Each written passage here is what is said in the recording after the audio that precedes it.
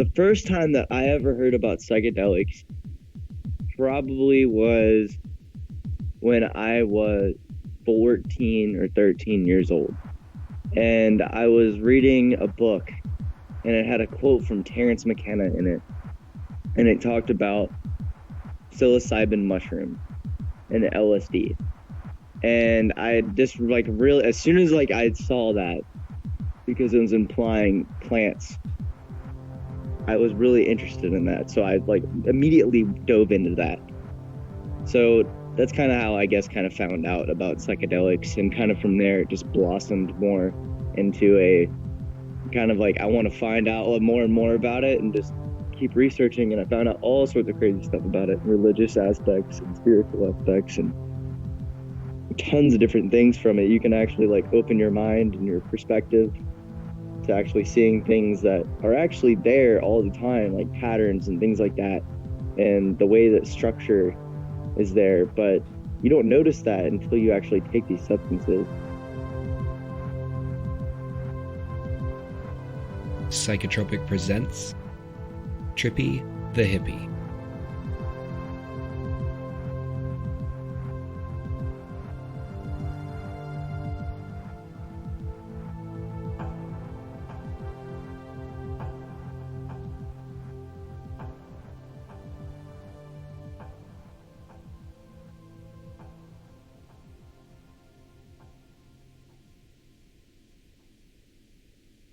In your email to me, you mentioned a pretty interesting first-time LSD experience. Could you describe that? I was going to military school, and I was 18 years old, and I was just, I think I was just getting into, it was like junior year or my senior year. I can't remember when it was. Probably just going into my senior year. But I remember that I like came back home for furlough, and it was Christmas time. It was actually right around the time now, which is kind of hilarious. And I kept talking to my friend that was back at home that I actually went to school here with back in high school here in my hometown. And he was like, dude, when you get home, like I just came back from college, and he was in college at the time. He was a year older than me. So, and he was all the way down in South Florida. So he came back up here, and he was like, oh, okay, dude, we're going to go and we're going to get some weed. So I was like, sweet. So we went and we got some cannabis from this guy named Nick. I'm going to call him. And he was super cool, man. Anyway, so he had this other guy with him. His name is Dr. Seuss. And that's what I called him from day one. He was sitting up on top of the rooftop hitting his RDA. And it was the coolest shit in the world. He's blowing like huge clouds. And he was like telling me, he was like, yo, I got L and I got M. And I was like, you got L? You got Lucy? Like LSD? And he was like, yes. So kind of from there, I went and asked my friend. I was like, okay, cool. I'm going to get his phone number. Kind of blossomed from there. We ended up texting for a couple of days. He ended up gaining my trust. Kind of how normal people are, I guess. So anyways, went over to his house. I got 2 tabs. I was not with my friend at the time. And I called him and I was like, hey, man, I got these 2 tabs. And he was already kind of experienced. He's already tripped maybe once or twice on acid. And he's tripped maybe once or twice on shrooms. And he really liked the magic mushrooms. Like, that was his favorite thing. And I've done magic mushrooms before I did LSD. So that was like, I wanted to see the actual, like, patterns actually come to life and move and glow and do all sorts of stuff that they actually said they were going to happen, which really did. But really going into it, we were driving to the beach, and he was like, I got this perfect spot for us. We're going to go and we're going to sit down on the beach. We're going to throw the football for a little bit. We're going to smoke a couple bowls. How does that sound? It's like, dude, that's awesome. This sounds perfect. We're going to watch the sun go down. I mean, great. little did I was definitely wrong about this, but going into it, I was really excited. Had a great mindset. The setting was perfect, so it was definitely a recipe for a good trip, and I did have a good trip. But the experience was just crazy itself. So we get there, and he's like talking to me the entire time about just random stuff, and kind of at that point, I was like, well, he needs to smoke a bowl. His ADHD gets a little crazy at this time. And so is mine. I was getting like very, very anxious. Plus, I'm getting ready to take LSDs that I've never taken before. So I did not know what was going to happen at all. Some people talk about like going into like different dimensions on LSD, which is like completely higher doses than what I had. But it's just kind of interesting. I was thinking about that and I was like freaking myself out and had a lot of anxiety. And we smoked this bowl and we ended up taking it together. We did like a little cheers thing. And I like remember posting on Instagram with it in my mouth and stuff on my story. And as soon as we did that, he got out of the car and he was like, all right, man, we're going to go surfing. Blah, blah, blah. I was like, no, we're not going to go surfing. I don't think that's a good idea because I've never been surfing before. So him and we ended up booking it to the beach. So as we're walking to the beach, nothing, no problem. Everything's cool. About 15, 20 minutes go by. We're throwing the football. And all of a sudden I get this crazy, like wave of consciousness. Like my cells in my body and everything start to like move and I can feel everything. Like the tips of my fingers. And I've been cooking a lot in my life. So like my tips of my fingers, I can't really feel very well. And I could feel like the bottom of my toes and the bottom of my feet actually. And I walk all day. I still have calluses. So, even marching at military school, I still had like these like crazy strong feet. And I was like, this is insane. And I felt like the most intense feeling of life. So anyway, going on through that, I was like, wow, this is about to get way more intense than I actually thought. So rainbows started to appear around the sun in a big giant circle formation. And it was like the most beautiful thing I've ever seen. Then I started seeing like the pattern and everything. As soon as we're walking back, we see this silver car going by. And we're just right on the other side. So we literally just have to cross this crosswalk to get to his car. And we're the only people around. So we probably looked like complete lunatics if I saw this from like a completely different point of view. But I remember seeing this car and it looked like I was super close to this car, but I'm sure I was like 100 yards away from it. And it was like transforming and like doing all this transformer stuff. And it was like, as it was going by. And it was like, whoa, that's insane. And I just remember that super vividly. And I kind of wanted to put that in there today because I remember that like that was like one of the key things that happened that I remember from my perspective. But yeah, then was like, all right, come on, man, let's go across. So finally ran across. We jumped back in the car. Now this is things get kind of weird. So I was like, hey, man, I'm having an asthma attack. And he was like, no, you're not. And I was like, yes, I am. I forgot my inhaler. And in high school, I always was relentless of forgetting my inhaler at my house. And I was always like, okay, it's fine. I'll be all right. I got the weed. It's supposed to help out your asthma. So, if you smoke a blunt, you're going to be okay. But obviously that's not the remedy. So I do need my medicine. So we went all the way back to my house, which was like 45 minutes away. And as soon as we get to my house, everything's cool, no problem. And I go downstairs, I talk to my mom. Everything's cool from there. I actually talked to my mom. Beautiful experience. Walked away from her. And as soon as I get in the car, he's talking about elves and like actual little beings. And I was like, hey man, what are you looking at? And he's like sitting there kind of like talking to himself, like in this kind of like creepy voice.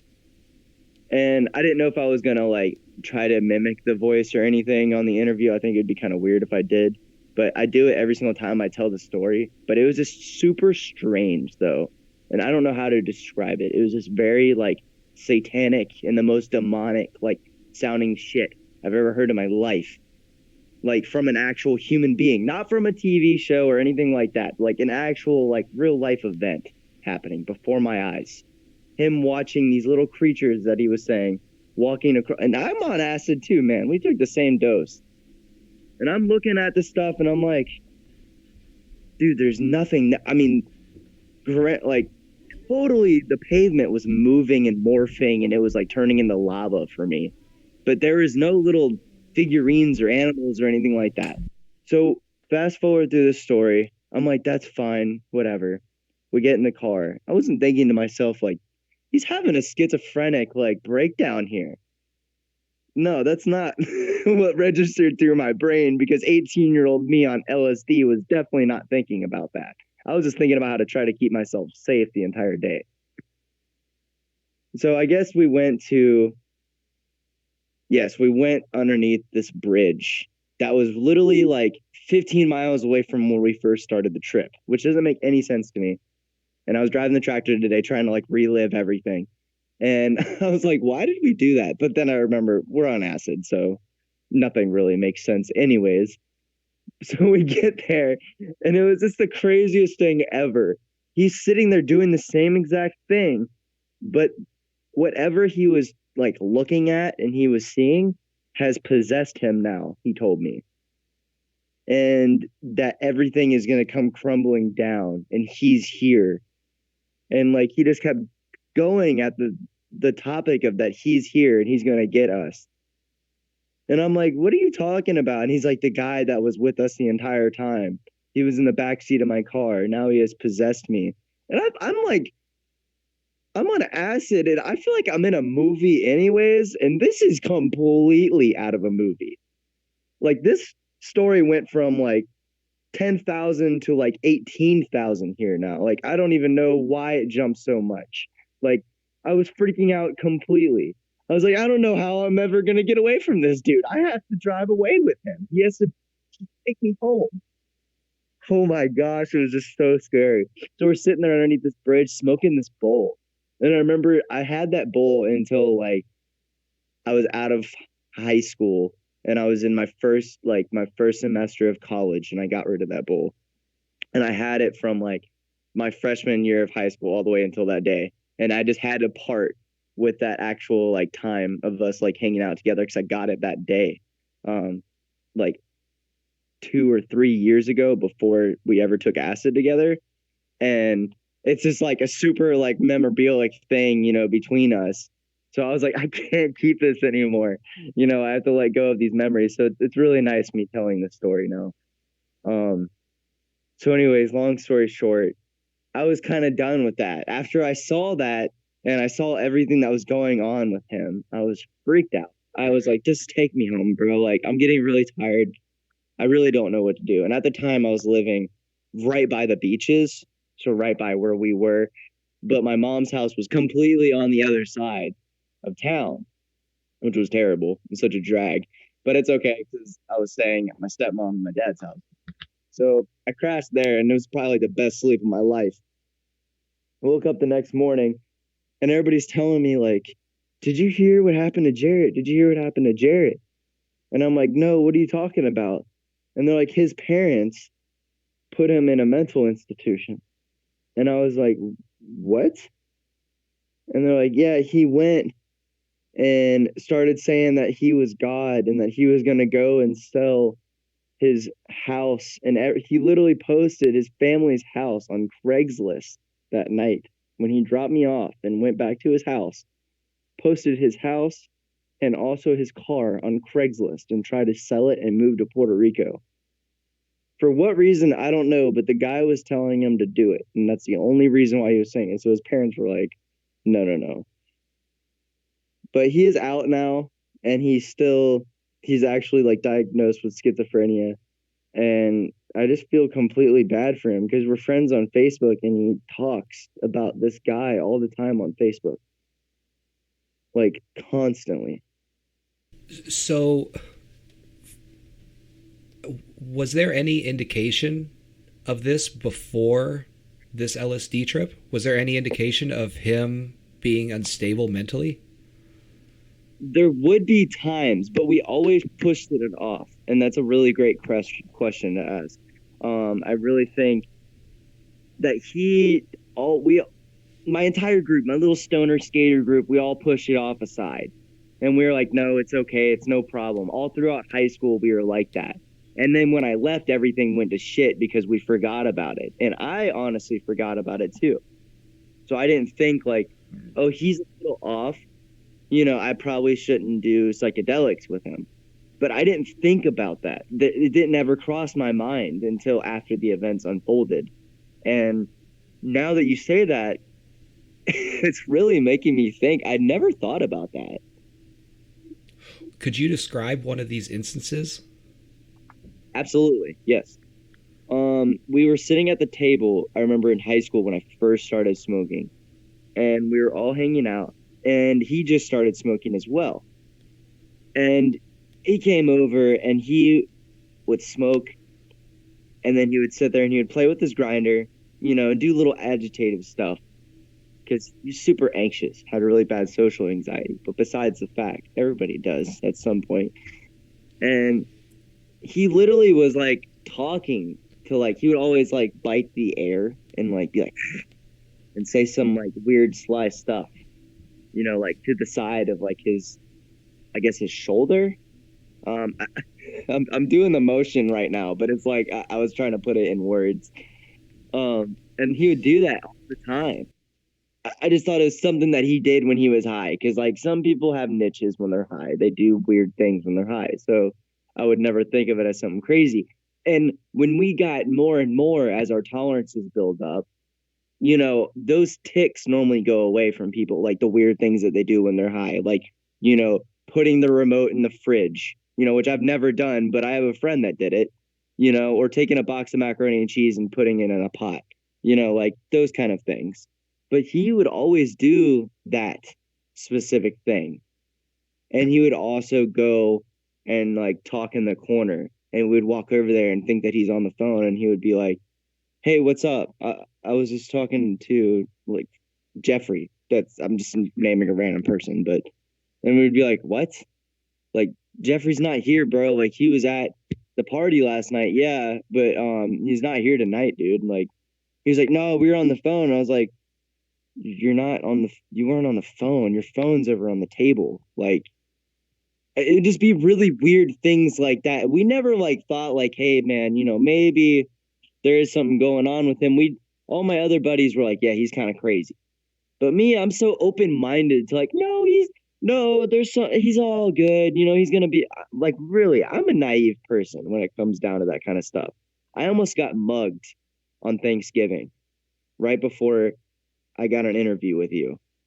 And ever since then, I've actually really started to like smarten up to street smarts, because I've been such a loving, like optimistic person to everything. So you experienced this with somebody else. You experienced this turning point for somebody else's life. And first off, I just have to say that I don't believe that we are responsible for somebody else's actions. You were in this position where you had never taken LSD. You were interested in trying it. You found somebody who said that they had experience and you trusted them. But you ended up being a part of this experience that basically transformed this person. At least it sounds like that. You said he got diagnosed with schizophrenia after that. What are your thoughts surrounding that? I think it's kind of like a really hard thing to swallow almost, but it's like you said, I had an experience with somebody that I thought it was like completely going to be okay and everything was cool, but in lack of a better terms, but I really just don't know how to describe it in words. Like, it's crazy to me to think about that. Maybe I am that lucky person that does have this experience to tell, and that's why I'm so happy to tell you this, because, like, I'm pretty sure never in history that there is ever a person that the government had, they were doing LSD trials, excuse me, and they never had them where they were schizophrenic or they knew that they were going to have schizophrenia later on in life. They never ran any trials like that, I believe, or to my knowledge. And I think that's just like it's kind of like almost like science breaking through. Like I can literally like see like all of these things that people tell you are correct about this substance almost. Like they're telling you like, hey, if you do have mental awareness, like you do need to know this, like about your psyche and everything. If you do have these mental illnesses in your family, they could show up earlier in your life because due to you taking these psychoactive substances that create like actual neuron pathways to open up. And I just find that kind of like almost amazing, but kind of crazy at the same exact time, if that's the best way to put it. Have you guys talked about that day since then? No, we have not.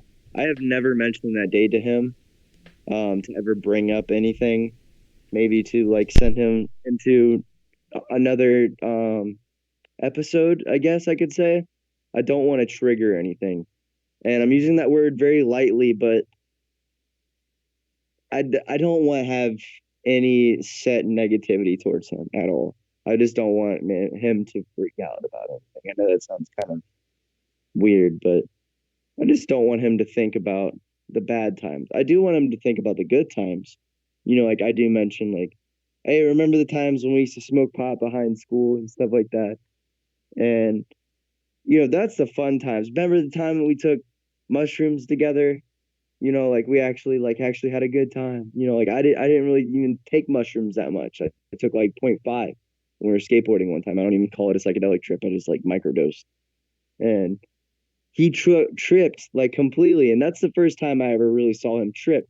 But he never like had an episode, even when he was on the mushrooms. He didn't have an episode. But once I guess we took the acid that day, that's when everything started to unfold. Huh.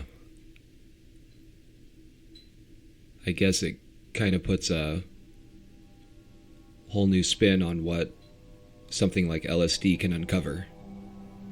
Absolutely, man. Not really like a thing that I tell a lot of people because it scares a lot of people away from the fact of psychedelics or the topic of even psychedelics if I ever share this story. But I really do enjoy talking about it. It's kind of like an interesting thing. Like it's weird.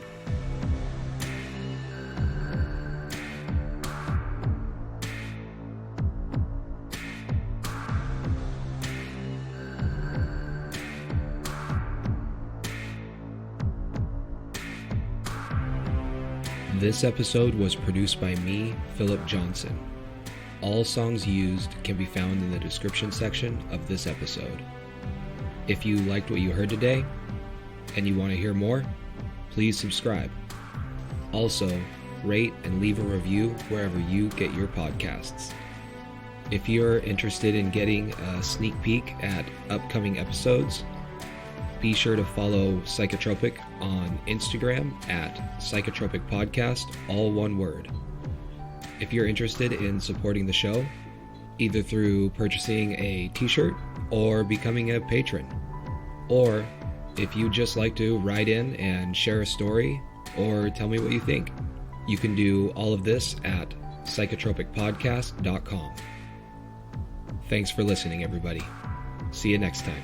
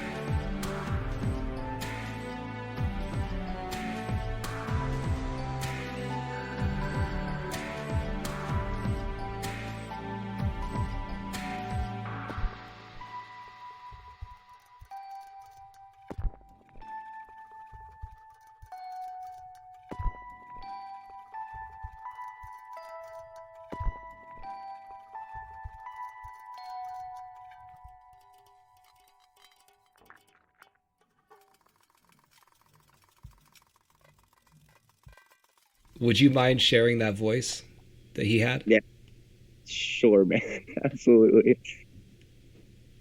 He'd be like sitting in the corner and he'd have his hands kind of scrunched up against his like mouth, kind of like a chipmunk almost. And he had this big giant smile on his face and kind of like his eyebrows kind of pointed in like he was angry. And he'd be like, he's coming for us.